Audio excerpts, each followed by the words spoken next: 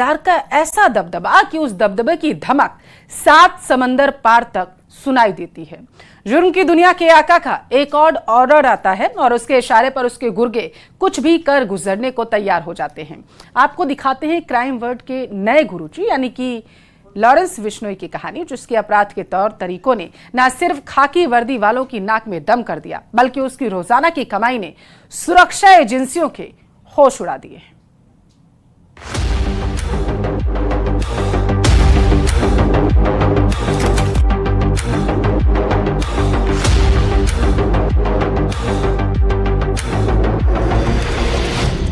जो गुरुजी ने कह दिया समझो हो गया।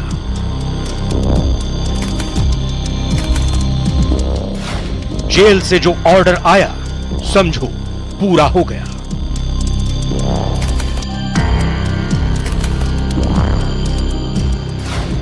गुरुजी जो कहेंगे सब समझो वैसा ही होगा।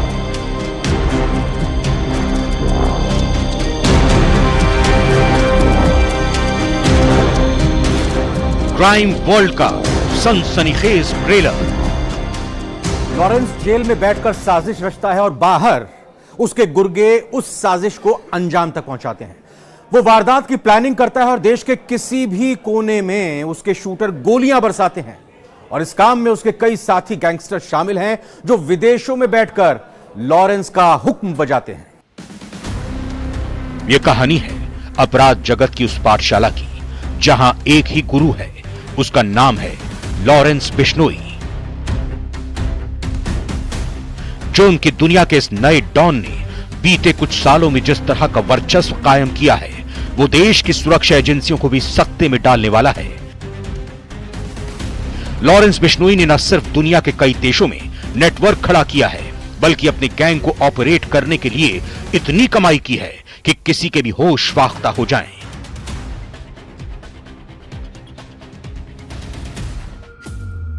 लेकिन सवाल तो यह भी है कि आखिर गुजरात की साबरमती जेल में बंद लॉरेंस बिश्नोई कैसे सारे नेटवर्क को ऑपरेट कर रहा है, कैसे वो अपराध जगत में अकूत कमाई कर रहा है, कौन उसकी जरायम की दुनिया का वारिस है। ये सब कुछ समझेंगे, लेकिन उससे पहले समझ लेते हैं कि आखिर सलाखों के पीछे से 7 समंदर पार तक अपराध का जाल बिछाने वाला लॉरेंस बिश्नोई कौन है, कैसे उसने अपने नेटवर्क को खड़ा किया है, कैसे उसके ऑर्डर पर उसके गुर्गे सब कुछ छोड़कर सिर्फ उसी का कहा मानते हैं। हाल ही में अगर एक बार फिर से किसी के कारनामों की, किसी के जुर्म की, करतूतों की गूंज है तो वो साबरमती जेल में बंद जेल के एक कैदी की है। चाहे दिल्ली की बात करें, मुंबई की बात करें या विदेश में कनाडा तक उसके जुर्म के कारनामे, उसकी करतूतें इस वक्त हर किसी की चर्चा का केंद्र बनी हुई हैं। नाम उसका है लॉरेंस बिश्नोई उर्फ गुरुजी। गुरुजी यानी लॉरेंस बिश्नोई, जिसने एक ऐसा गैंग खड़ा किया है कि जहां ज्यादातर गैंगस्टर ब्रह्मचर्य का पालन कर रहे हैं। ना तो गैंग में किसी की गर्लफ्रेंड है और ना ही पत्नी, यानी किसी का कोई परिवार नहीं है, किसी पर कोई जिम्मेदारी नहीं, बस जिम्मेदारी है तो वो है गुरुजी यानी लॉरेंस बिश्नोई का ऑर्डर पूरा करने की। लॉरेंस बिश्नोई 68 साल के दाऊद इब्राहिम से आधी उम्र का है, लेकिन अपनी 32 सालों की उम्र में उसने जो रुतबा बनाया है उसे देखकर हर कोई हक्का बक्का है। बताया जाता है कि लॉरेंस बिश्नोई के बुजुर्ग माता पिता सुरक्षा कारणों से किसी सुरक्षित स्थान पर रहते हैं। परिवार में इकलौता छोटा भाई अनमोल बिश्नोई है, जो बड़े भाई की राह पर चलकर अपराध की दुनिया का नेटवर्क संभाल रहा है और उसे लगातार विस्तार देने में लगा हुआ है। सुरक्षा एजेंसियों के सूत्रों के मुताबिक लॉरेंस बिश्नोई की क्राइम कंपनी ने हाल ही में सिद्धू मूसेवाला हत्याकांड के बाद अकूत कमाई अर्जित की है और उस कमाई का इस्तेमाल गैंग का नेटवर्क फैलाने, गैंग के सदस्यों की कानूनी पैरवी में, उनके परिवार के सदस्यों की आर्थिक मदद में, हाईटेक हथियारों की खेप खरीदने में, विदेशी धरती पर बैठे गैंग के बड़े ऑपरेटर्स तक पैसा पहुंचाने में, टारगेट ऑपरेशन में और दूसरी जरूरतों में इस्तेमाल किया जाता है। लॉरेंस बिश्नोई पर काम कर चुके चंडीगढ़ पुलिस के कुछ अधिकारियों के मुताबिक लॉरेंस बिश्नोई परिवार से बेहद संपन्न है। उसके पिता जमींदार हैं और उनकी करोड़ों की प्रॉपर्टी है। किसी फिल्मी कहानी की तरह रियल लाइफ का ये गैंगस्टर पिछले कई सालों से जेल में बंद है। लॉरेंस बिश्नोई के अगर भाई अनमोल बिश्नोई की बात करें तो वो विदेश में कहीं छिपा बैठा है और दूसरी तरफ इनकी जो अकूत करोड़ों की संपत्ति है, प्रॉपर्टी है, इसका वारिस कोई नहीं है। भले ही परिवार की संपत्ति का कोई वारिस नहीं है, लेकिन लॉरेंस ने अपनी क्राइम कंपनी चलाने के लिए जो तौर तरीका अपना रखा है वो एक दिन में करोड़ों का खेल कर देता है, क्योंकि दावा किया जा रहा है कि लॉरेंस गैंग ने बाकायदा रंगदारी वसूलने के लिए हर किसी से रेट लिस्ट तय कर रखी है। इस रेट लिस्ट में टारगेट के जिंदा रहने की कीमत भी शामिल है। सूत्रों से मिली जानकारी के मुताबिक लॉरेंस का गैंग अपने टारगेट की जिंदगी के लिए 50 लाख से 10 करोड़ तक की रकम ऐंठ लेता है।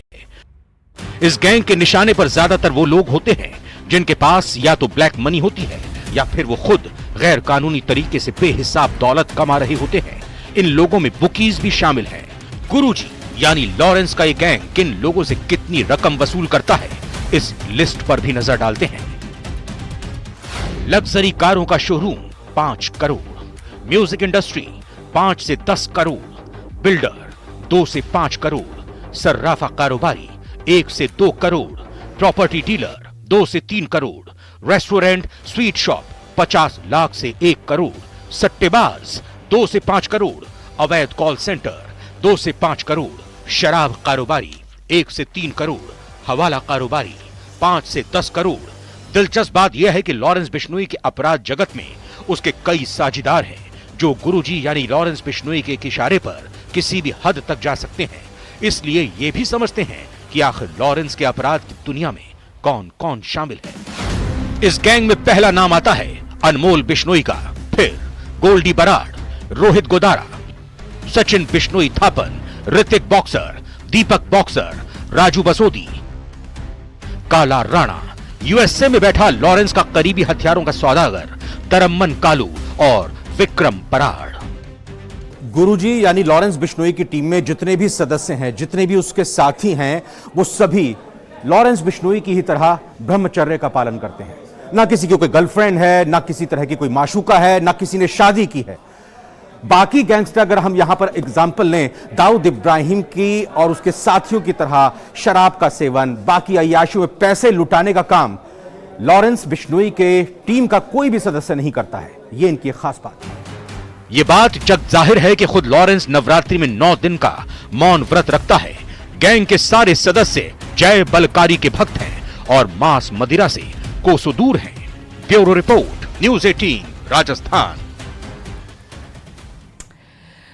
राजस्थान में कांग्रेस उपचुनाव की तैयारी में जुटी है। दिल्ली से लेकर जयपुर और हर विधानसभा में बैठकों का दौर जारी।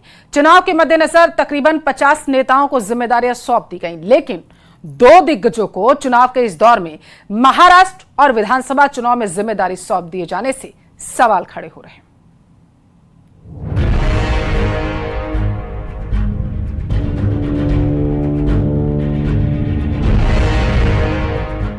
महाराष्ट्र और झारखंड में चुनाव तो राजस्थान में उपचुनाव की घोषणा के बाद नामांकन की प्रक्रिया शुरू हो गई है। उससे पहले कांग्रेस में अशोक गहलोत और सचिन पायलट जैसे दिग्गजों को प्रदेश से दूर कर दिया गया है।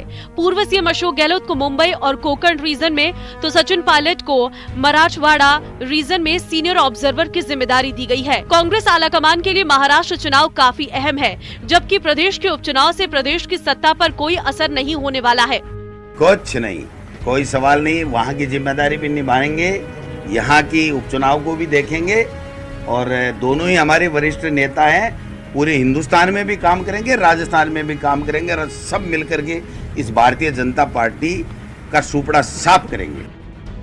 हालांकि पीसीसी चीफ गोविंद सिंह डोटासरा की माने तो दोनों ही दिग्गज नेता को दी गई जिम्मेदारी से प्रदेश के उपचुनाव पर कांग्रेस के हालात पर कोई असर नहीं होगा। वहीं प्रदेश में उपचुनाव को लेकर जिम्मेदारी की बात करें तो दौसा विधानसभा सीट पर विधायक रफी खान, विधायक डूंगर राम गेदर, द्रौपदी कोहली और महेंद्र गहलोत को चुनाव प्रभारी बनाया गया, जबकि रमेश खंडेलवाल और पुष्पेंद्र भारद्वाज को संगठन प्रभारी बनाया गया है। झुंझुनू विधानसभा सीट पर विधायक हाकम अली, विधायक अमित चाचान, विधायक अनिल शर्मा और हेम सिंह शेखावत को चुनाव प्रभारी बनाया गया। संगठन प्रभारी के रूप में यहाँ नसीम अख्तर और राम सिंह कस्बा को जिम्मा दिया गया है। वहीं सचिन पायलट के गढ़ कहे जाने वाले टोंक जिले की देवली उनियारा सीट पर सांसद उमेदराम बेनीवाल, कांग्रेस नेता करण सिंह उचियारडा, महिला नेता राखी गौतम और पूर्व अध्यक्ष किशन लाल को चुनाव प्रभारी की भूमिका दी गई है। और यहाँ रुकेंगे एक ब्रेक के लिए। ब्रेक के उस पर आपको दिखाएंगे 30 मिनट में 50 जिले की खबरें।